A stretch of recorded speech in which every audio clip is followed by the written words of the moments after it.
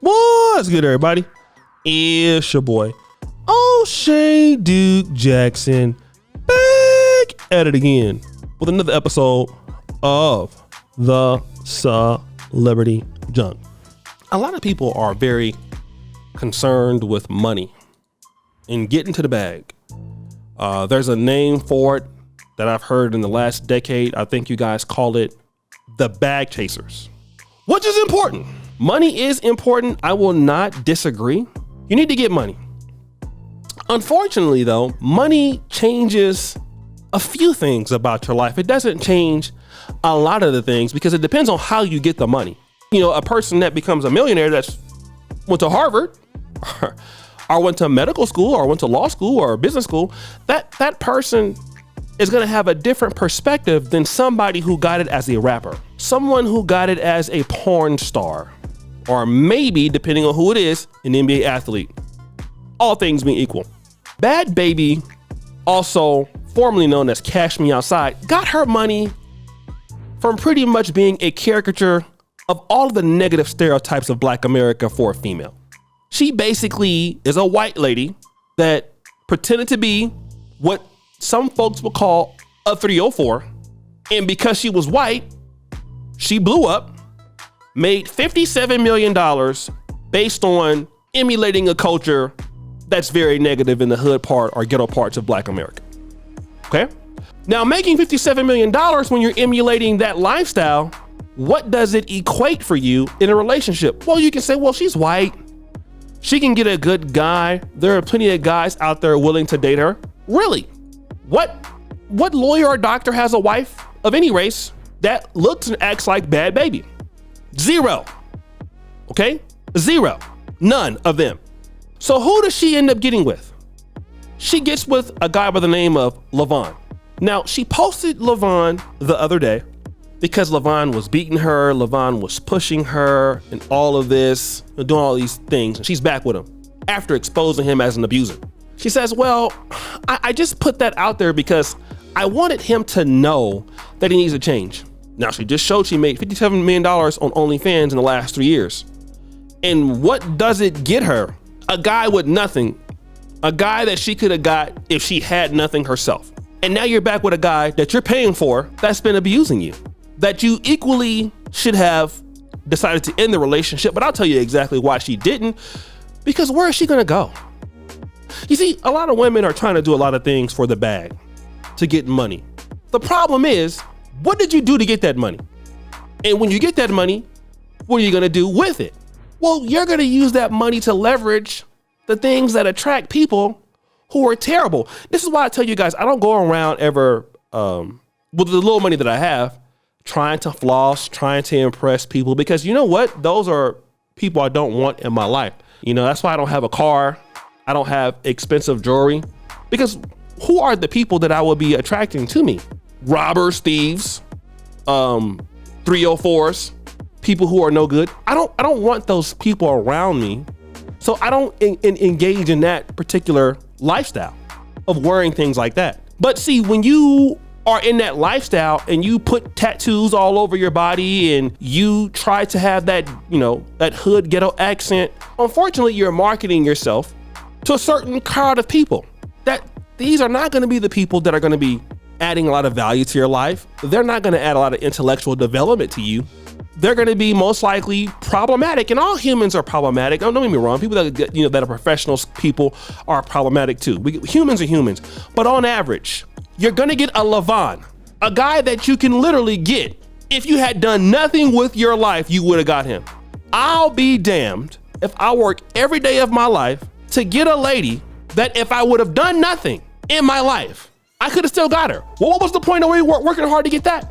And so people start getting upset about, damn, I keep meeting all of these abusive people. I keep meeting all these trash people. And it's wrong to abuse people, women in particular. But what are you advertising to the world? And did you think because you had this money, you were going to get all these great people? Well, it depends on how you live. Look at Cardi B. Look at Meg Thee Stallion. Look at Nicki Minaj. Nicki Minaj, we all know who Nicki Minaj is married to, don't we? Yes, we do. Did you expect Nicki Minaj to get a great lawyer, a great innovator? with how she carries herself? And then you ladies always say they can do better. Really? What did Manny Fresh say? The great philosopher out of New Orleans and slash beat maker. If you could, you would. You can't, so you ain't. And this should be a lesson to most people, men or women. You know, if you're out here trying to show off and act like a certain archetype towards people or in your everyday life, it's, you know, your amount of money is it's a number. You're still a trash individual and you're gonna get trash all day. You're not gonna get good people because you don't want them. When you're out there living your life in the way that I see some of these people do, there was a YouTuber, for an example. I believe the brother, I don't know his name right now. I don't want to mispronounce his name, but the brother was a very successful YouTuber. And he's always showing all this gold jewelry, tattoos and things like that. More power to the brother. I think the brother's living in Las Vegas. They broke in his house, shot him. They tried to kill him and take his jewelry, right? This can happen to anybody. And I guess jewelry doesn't make you a bad person, but it does put the eyeballs on people who also you don't want to be looking at.